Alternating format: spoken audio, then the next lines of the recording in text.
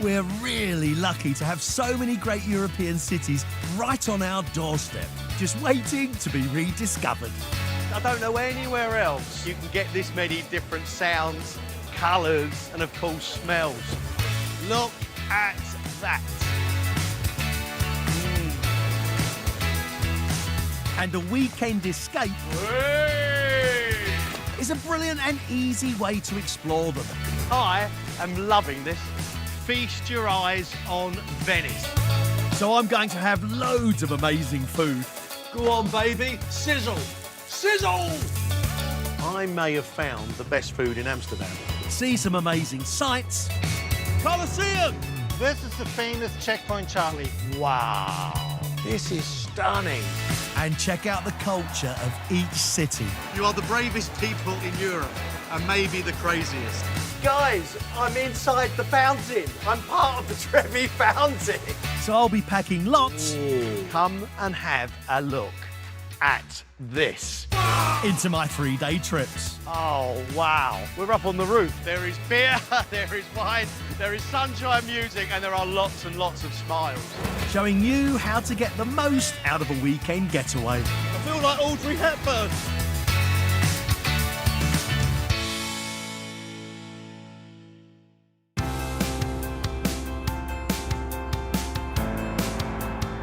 Founded by the Romans back in 71 AD, York was, for hundreds of years, thought of as the capital of the North.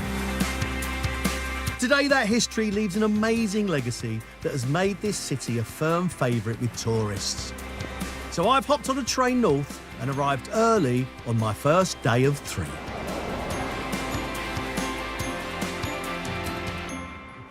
Well, I've made it to York, and I've actually never been here for a long weekend before, but I seem to be the only person who hasn't, because this city attracts more than 8.5 million people from all over the world every year. Now, that's not bad for a place with about 200,000 inhabitants, so York has obviously got something very special about it, and over the next 3 days, I'm going to find out what it is. There is something special about a weekend away where you can walk everywhere. And York is definitely one of those cities. Its walled centre is less than a mile wide. And from the station, it's just a 15-minute stroll to my hotel. Wow, fantastic. Oh, hello. I've got a reservation in the name of Wallace, please. Yes, bear with me. This is stunning. Absolutely stunning. Thank you. Do you mind if I have a wander? Not at all. How old is this place? Well, it was commissioned in 1080 by the first Norman Archbishop. I'm just trying to think what these walls may have seen over the years. There's at least 3 royal visits. James I was here, and he dined in a long gallery, and there's a little plaque upstairs to commemorate the 7 noblemen he knighted. Wow. You've had not only kings staying, but you've had people being knighted here as well. Yes. Absolutely fabulous. Well, I may not be a Sir Gregg, but they're laying out the red carpet for me anyway. Oh, wow. Oh, I've got a 4-poster. Look, that is beautiful. You can feel the history just coming out of the walls here, can't you? And I've got a feeling everywhere I turn in York, I'm going to feel the sense of history. But of course, it's not just history. No weekend away is really special unless you are getting to try local food. And Yorkshire has one of the strongest regional food cultures in the UK. Hello. Do you have parking? And there is something I'm really keen to try. This little slice of deliciousness, this is called parking. And I think it's one of the great divides between the north and the south, because where I'm from in the south, it's virtually unheard of. But here in Yorkshire, it is a winter and autumn staple. Packed with oats and treacle, this gooey sweet treat is especially popular on bonfire night, and I can see why. This is actually lovely because it's treacly and it's got a hint of ginger about it. I know for a fact that Yorkshire has got quite a few sweet treats, and I've got a great sweet tooth, and I'm going to get through as many of these as I can in 3 days. Having refuelled, I'm ready to hit the sights. And in York, there really is only one place to start. Completed in 1472 and built in local limestone, the Minster soars 73 metres above York. And while the building's towers, statues and gargoyles are undoubtedly impressive, it's the inside that really takes your breath away.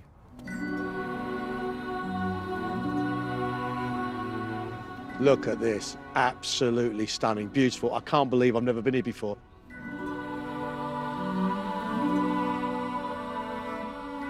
Do you know this is the biggest Gothic cathedral north of the Alps? And there's been a church here since the people of this town hurriedly built one to baptise King Edwin of Northumbria back in 627.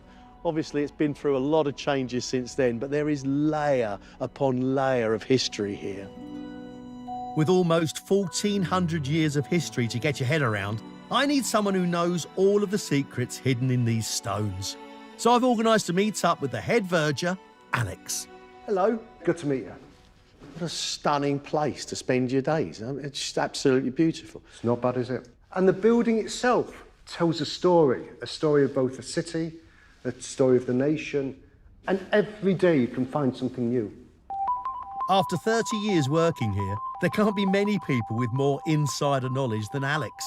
And he reckons a tour of the Minster can tell you not just the story of York, but a lot of the story of England.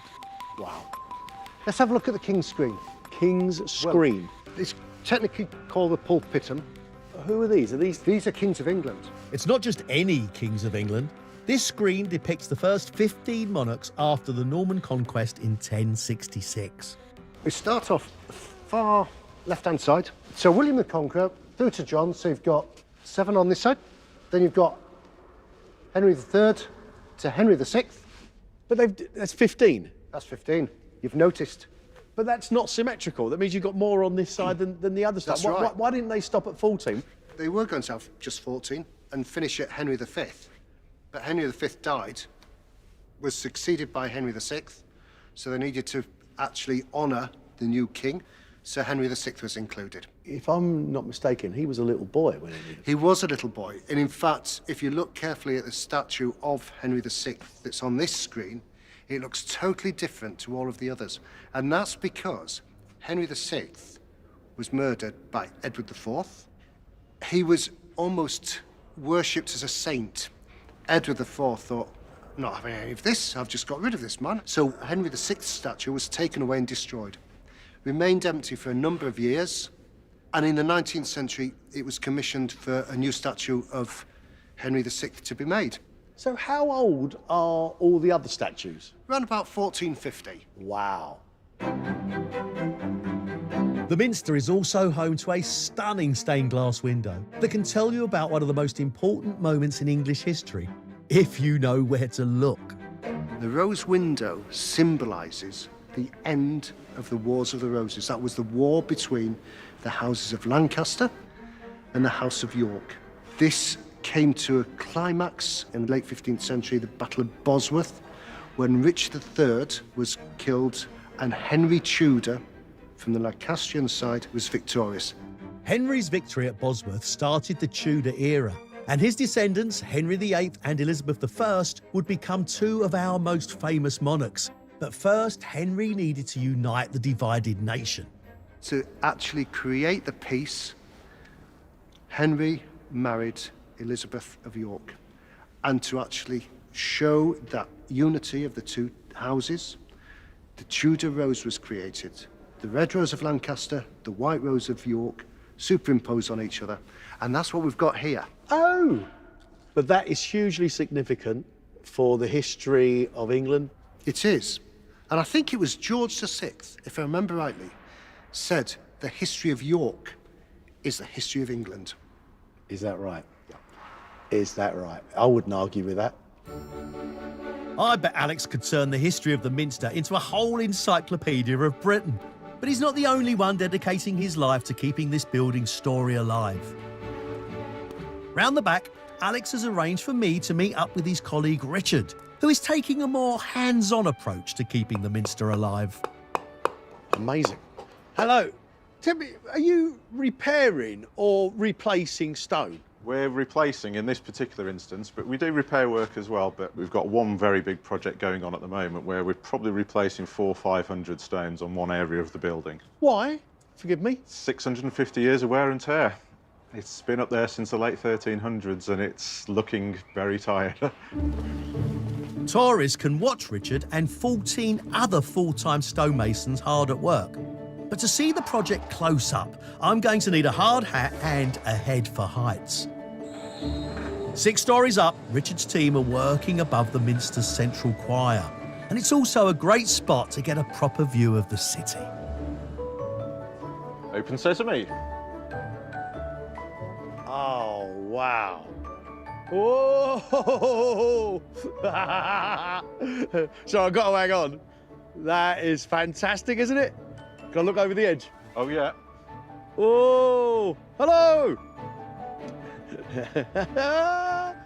Oh, now that is quite fabulous. Do you know what I think is better? Not looking down, is looking really closely at what would be hundreds of feet above me.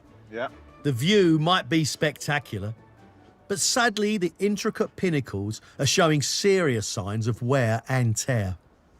So would that have been a proper carved face at some point? Yeah, so originally probably the head would have been that big, the neck would have been a lot thicker, there'd have been big wings here, so the whole thing has gone back in probably an inch and a half over the last few hundred years. What erodes it? Is it rain? Is it... It's sulfur dioxide dissolved in rainwater, which forms a mild acid. I suppose it's just unrealistic to think that anything is going to last for hundreds and hundreds of years. Nothing lasts forever, no. The incredible stonework of the medieval masons might be almost gone, but that gives Richard and his team a chance to get to work with some worthy replacements. Now, these look really modern. Are they an authentic stone replica? Yeah, we try and copy what's left. If there's nothing left to copy, we just have an eroded stump, then we've got a bit more artistic license to do something new. We don't go too off-piece. There's no Star Wars figures or Star Trek figures up here. So these 3 figures that we've got on these 3 corners tell the story of King Solomon and his judgment on who is the real mother of the baby. When you're on the ground, you always look up and see these figures, but you never, ever get this close to them. I don't think you ever realise just how much detail there is. Would it be wrong to write Gregg Wallace 2020 with a marker pen? Well, you could, but you might be taking a quick trip off the side of the scaffold. Just want to have my own little bit up here. Well, you can do that. When we go back down, you can have a go on the stone that we've got down on the ground level. Really? Yeah. Ah, that is fabulous. It takes years to train as a stonemason, and this building must attract some of the best in the business. Is that the piece you're actually working on now? Yeah. So I have to confess to being a bit nervous about joining their ranks. So what you want to do is have the chisel coming down into the stone at about 45 degrees. Nice firm grip on your shaft. A steady rhythm. I feel a terrible sense of responsibility here. How's my angle? We'll go a bit closer to the line. That's it. Oh. There you go. There you go. I'm actually doing it. That's extraordinary. And that's a 250 million year old bit of stone. That predates the dinosaurs. Really? Yeah. Oh my word. Thank you so much for this. A little bit of my work is going to be on this beautiful minster at York, and it's going to be on there for hundreds and hundreds of years. Yep. I think that's brilliant. Coming up, I try a feast flavoured from the fields of Yorkshire. You've shown the versatility of what I think may be one of Yorkshire's greatest products. And realise this city might not be as welcoming as I thought. My name's Wallace. Am I in trouble? Potentially. You want to get out before midnight?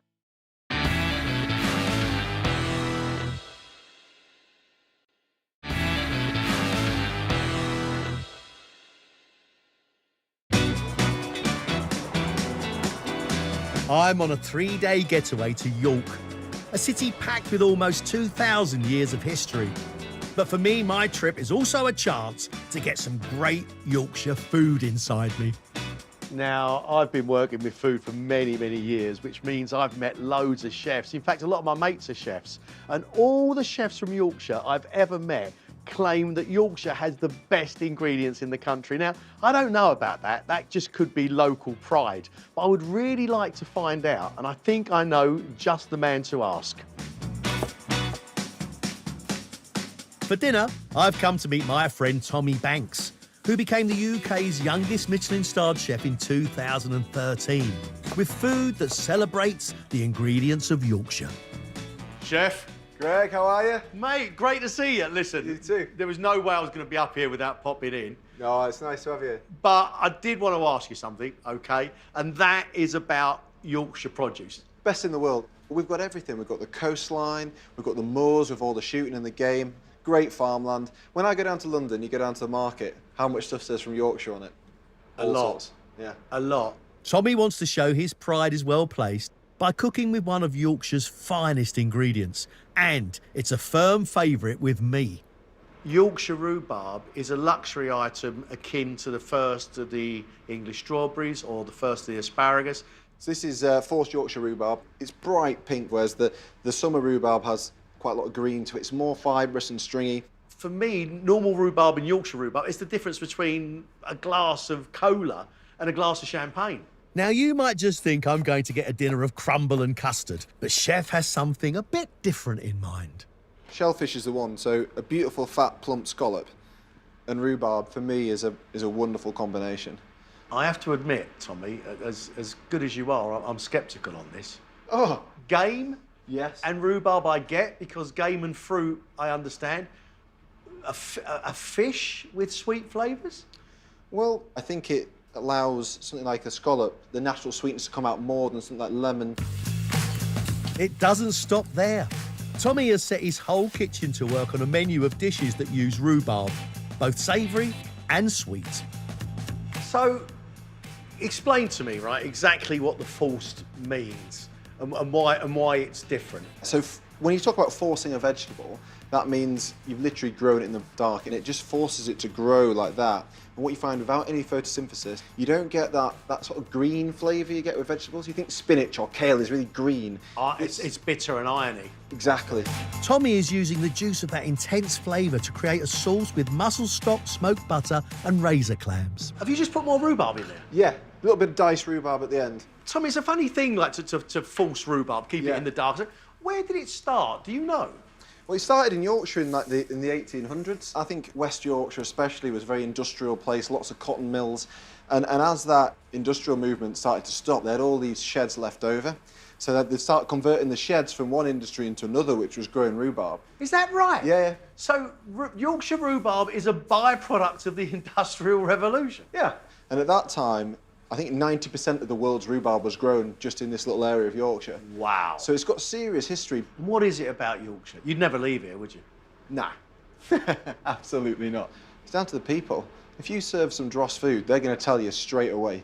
You don't get away with anything. Oh, look at that beautiful, beautiful thing. I can't wait to get stuck in. And to go with this dish, we've got smoked duck breast with rhubarb ketchup, a rhubarb ice cream tart, and to finish off, miso and rhubarb madeleines. I might not be coming home. I mean, that just shows how versatile rhubarb is. Yeah, of course that works, doesn't it? The colour on the top of the scallop gives sweetness, and that sweetness is picked up by the sweetness in the rhubarb, but the rhubarb also gives it a little bit more acidity. It's the first time I've had it with shellfish. This is absolutely lovely. And with the other dishes, Tommy's team have embraced some more classic rhubarb combinations. Oh, mate, you are a clever boy. Duck and rhubarb is perfect. Oh! I like sweet things. I love my desserts. This is beautiful. It's so sticky. Oh, wow. Oh, wow. Firm on the outside, soft in the middle, a bit like you, Chef. It works with savoury ingredients, and it most certainly works with sweet desserts as well. Oh, that's good. I think you've proved the point. You've shown the versatility of what I think may be one of Yorkshire's greatest products. Oh, cheers. Cheers.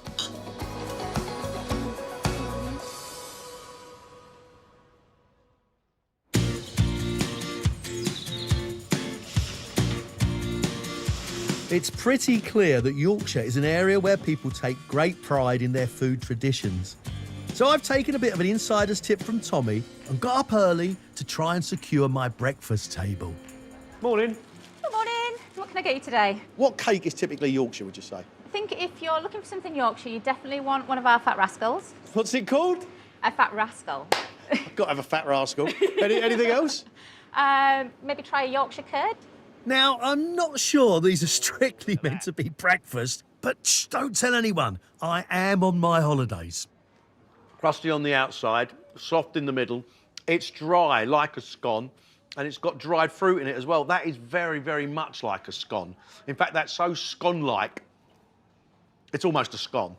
But look at it. Look, it's not dainty, is it? It's big and it's hearty, and I think that's probably what Yorkshire is all about, isn't it? Next, I want to try possibly the most iconic of all Yorkshire's cakes, the curd tart, a delicacy originally made by cheesemakers with leftover curds. That is absolutely delicious. That is packed full of nutmeg. I mean, it tastes and smells like Christmas. And it's got little bits of dried fruit in it as well. That's not as sweet as it looks. And it's got a kind of yoghurty, cheesy tang to it. That is absolutely delightful. And I'm just ashamed that I've never had one before. What I'm beginning to learn is this part of the country has its own food identity.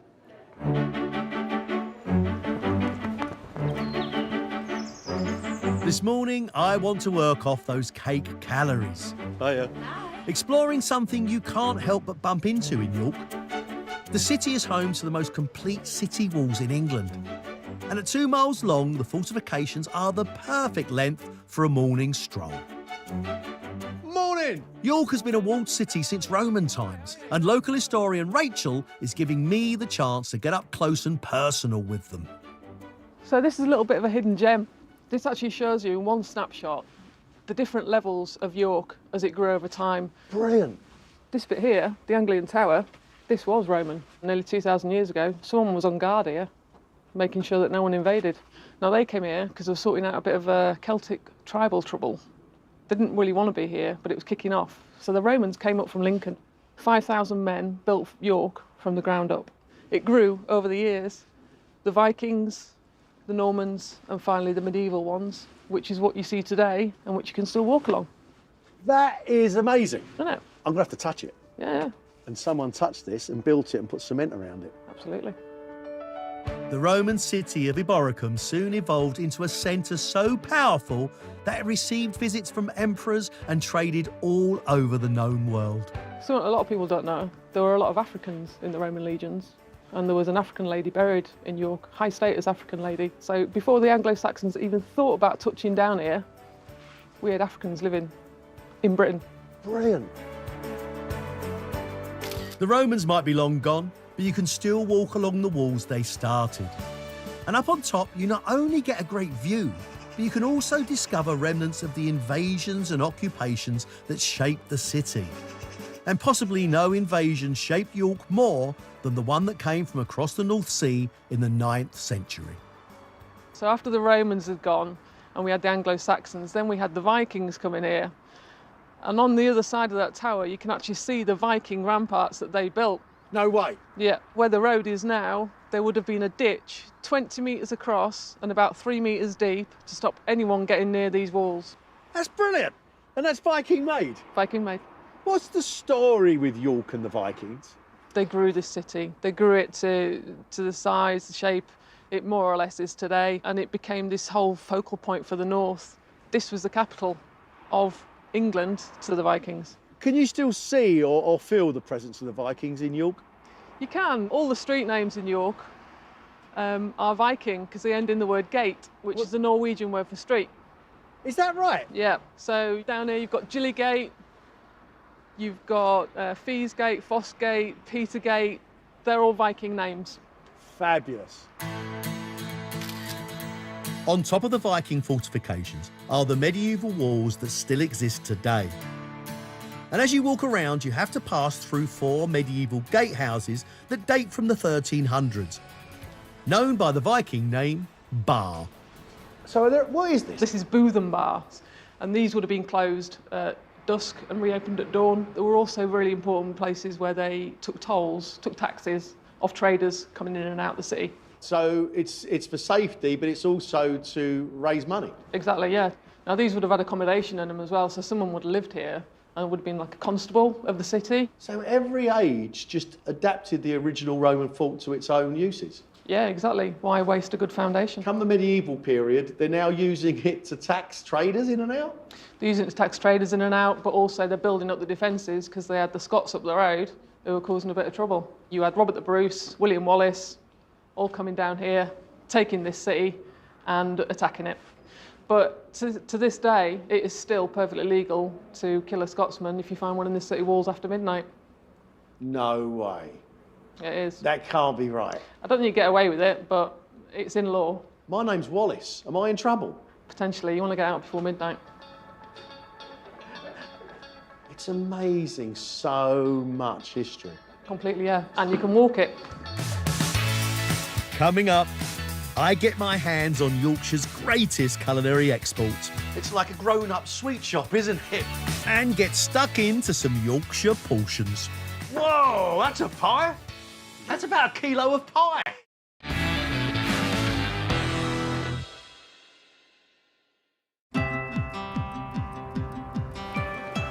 It's the second day of my 3-day trip to York, and I'm starting to feel pretty at home here.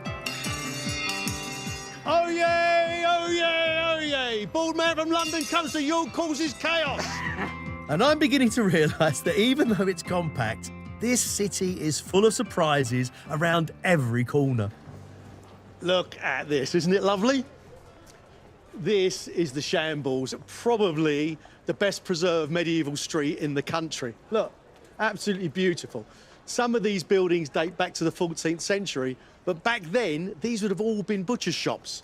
And this was known as the Flesh Shambles. Now, Flesh Shambles, that is an old Anglo-Saxon word meaning flesh shelf. Shelves full of flesh. Butcher shops, right? While the butchers are long gone, there is a Yorkshire food tradition I know I can find around the corner.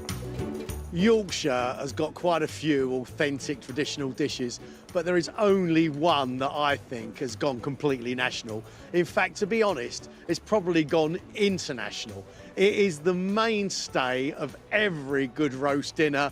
A Yorkshire pudding is a fantastic thing, and while I'm here, I've absolutely got to get one. Now, how to best serve a Yorkie is, of course, a matter of great national debate. But here in York is a place that has pushed the pudding in a totally new direction. Hello. By creating a Yorkshire pudding wrap.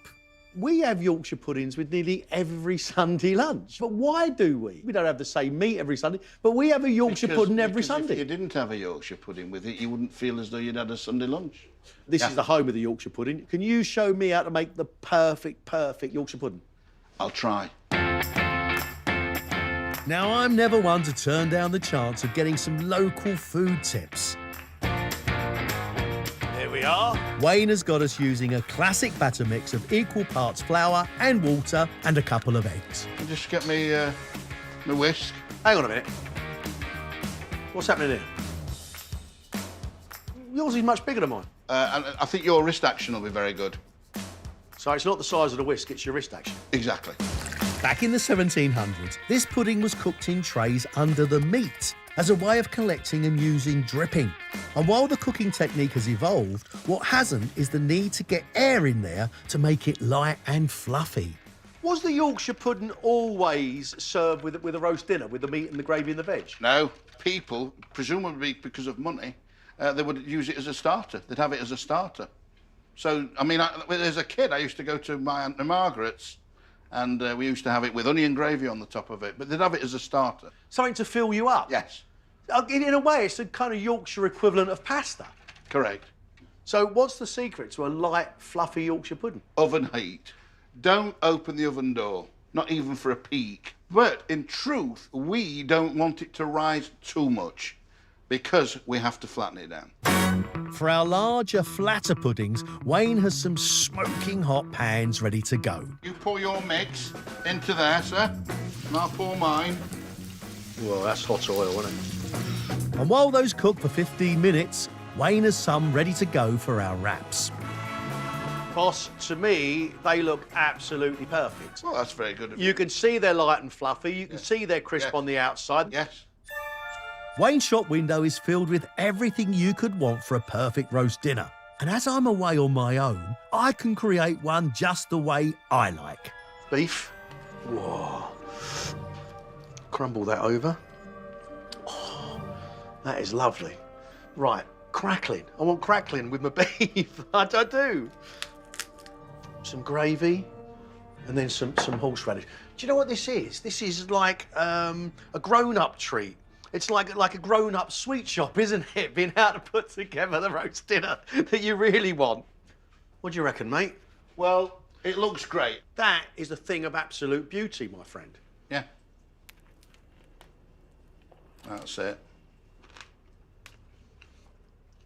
That is fantastic, and of course it's fantastic because I've filled it with all the things that I personally like. Yeah. But I've just worked out why it is that Yorkshire puddings are so universally popular. It mops up other flavours. It doesn't compete with them. Whatever you put with it, the Yorkshire pudding complements it. That's it. You've sussed it out. I think I have a new Sunday special to take home to the family. And with a full belly, I'm ready to explore the city's streets. I've been really taken by how many layers of history there are here. You can check out the Romans, see the Vikings, explore the medieval. But this afternoon, I'm going on a tour dedicated to possibly the city's most famous son. You must be John, right? Must be Greg, I'm guessing. Yeah. You're going to teach me all about Guy Fawkes. We're in the right place. This little church behind us here, Michael of Belfry, he was baptised in this very church. Today we know Guy Fawkes as the man who tried to blow up Parliament in a Catholic coup attempted back in 1605, an event that has inspired many a bonfire and fireworks display. And this is where he learnt about sparklers, is it? This is the beginning of it all, Greg. But on this tour, John shows visitors how a young boy from York rose to infamy in a nation deeply divided between Protestants and Catholics. He was born just behind us there. So what sort of family was Guy Fawkes born into? A very respectable Protestant family, and both his grandfather and his father, Edward Fawkes, had both played a unique role, that they were prosecutors. So it was their job, if you like, to basically, name and shame these recusant Catholics. I need to know how a young man, Guy Fawkes, born into a prominent, eminent Protestant family in York, ends up as a Catholic radical. John reckons that hidden in the streets of York are all the answers to my questions. But to get around, we'll need something a bit quicker than our feet. Is that it? Let's do it.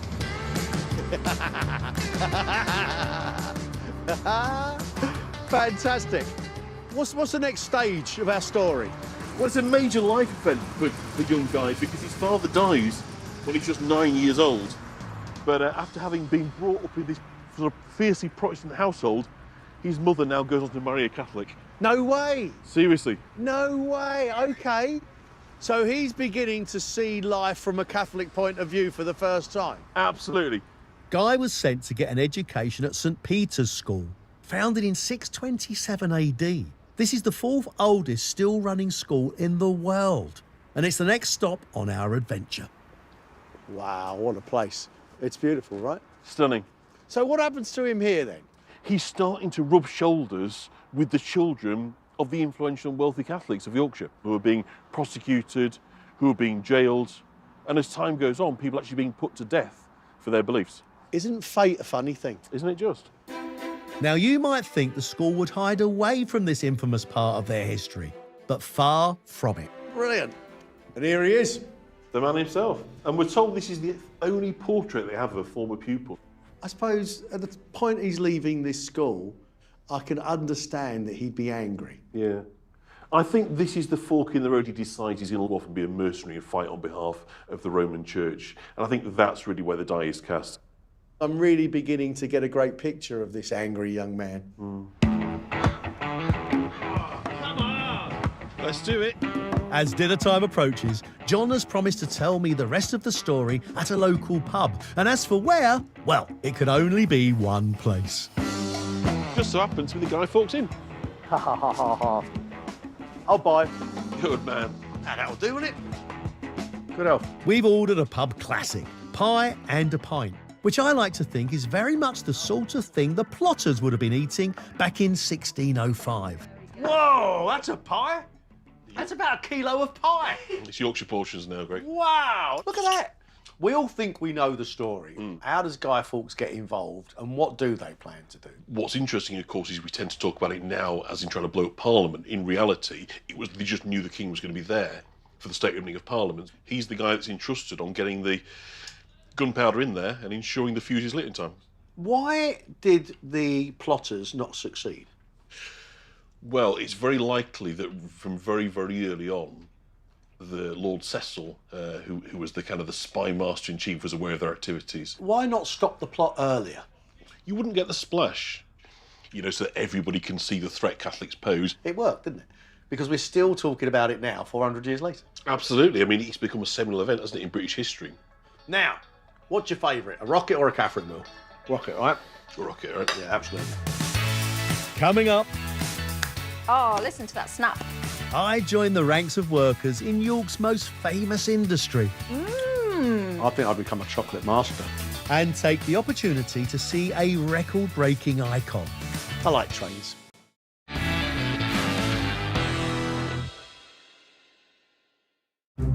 It's early morning on my final day in York, possibly the finest medieval city in the country. No way. Look at this. Look, I've got to get a picture. That is incredible. You could spend a whole 3 days here just exploring that period of the city's history. But there is something here I have wanted to see since I was a kid, and it's a bit more modern. Right next to the station is the National Railway Museum. And it's here because York was once the biggest station in the world, and this was the centre of the railway industry in Britain. Just another great layer to York's incredible history. This huge museum is home to over 100 locomotives, dating from the present day to the very start of the railway age. But there's one that I've always wanted to see. Come and have a look at this beautiful thing here. Look, you see that blue mallard? Do you know what that is? That is the fastest steam train ever. That reached a top speed of 126 miles an hour. It's a bit funny, really, or a little bit ironic, because that was the epitome of engineering, but steam was already on its way out.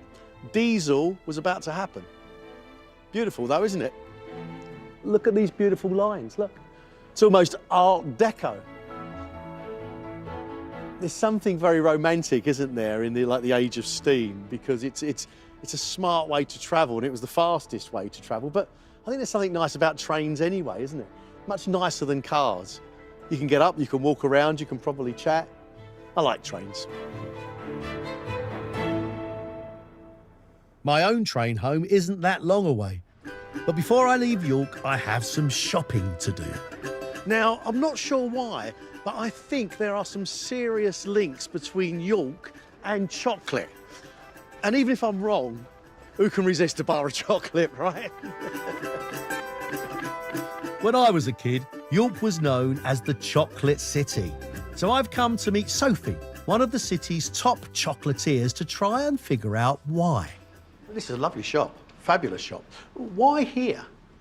So York has this really long tradition of chocolate making. York has these two big chocolate companies that became really famous, Terry's and we've got Rowntree's. And the railway brought steam power to the city, and so those two companies industrialised pretty quickly in comparison to anyone else.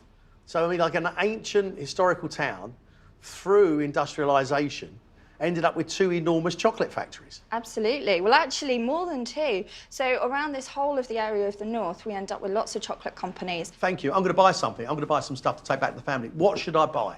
So here we invite people to make their own chocolate. So you can recreate that chocolate bar that's your favourite and do it to your own taste. No way. In her workshop, Sophie has every filling you can imagine to make your fantasy chocolate, from toffee to chili. And it's the perfect way to learn more about our favourite confectionery. I've loved it since I can remember. Well, in York, we have the history of so many different chocolate bars. So Kit Kat came from York, chocolate orange. Tell me Yorkie came from York. Absolutely. Did it really? Of course. So there used to be this sign at the train station that said, "Welcome to York, where the chocolate's chunky and the men are hunky." I don't know if I can provide the hunky men, but I can have a go at the chunky chocolate. To get my perfect bar, we have to temper the solid chocolate. That's melting it to you and me. And Rachel has a high-tech machine for achieving our goals. Hairdryer. Yep, absolutely. It's the most important tool for us. We are breaking down what we call the crystal structure in our chocolates. So the crystal structure is the cocoa butter that is holding very tightly all these bonds of fabric together. But we need to temper our chocolates, making sure when it gets hot that those bonds go back together and give it a really good stir. So our chocolate looks perfectly tempered. Well done. So it's ready for us to work. Not quite yet.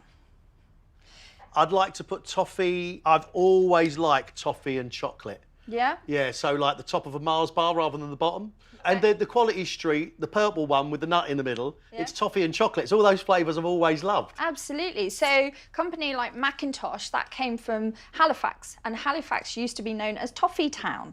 Macintosh merged with Rowntree, and they brought with them things like Toffee Crisp and Lion Bar, as well as Quality Street. Is that them as well?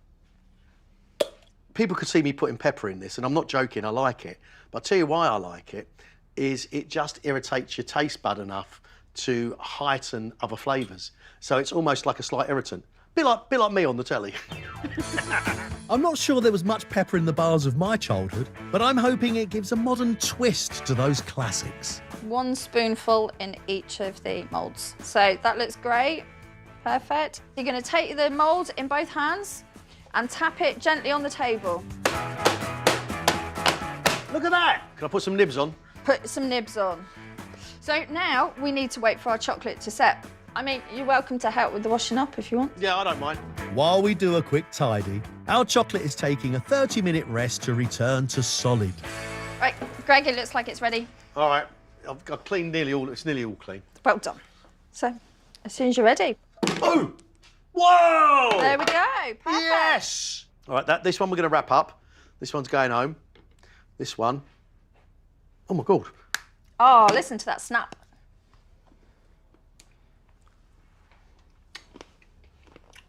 Mmm. I think I'd become a chocolate master.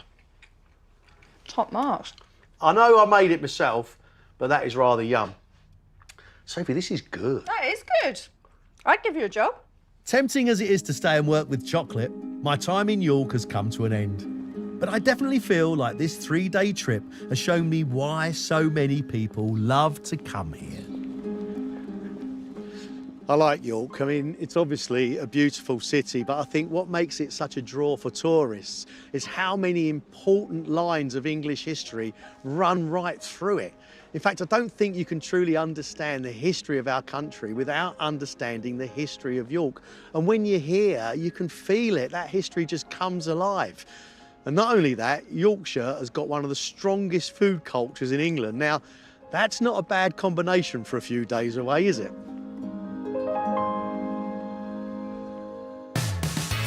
And we'll join Greg in Venice for another big weekend away next week at 9. With us all spending a lot more time at home, no wonder we're looking to renovate every inch of space. £1 million garage conversions inspires us brand new Sunday at 8. Stand and deliver It's a Pop revolution next. Grab your hairbrush, Adam and the